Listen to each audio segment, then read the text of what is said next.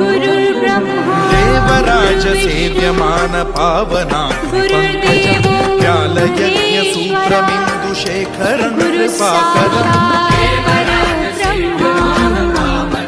तस्मै श्री गुरवे देवराज सेव्यमान पावना पंकजं व्यालयज्ञसूत्रमिन्दुशेखरं कृपाकरम्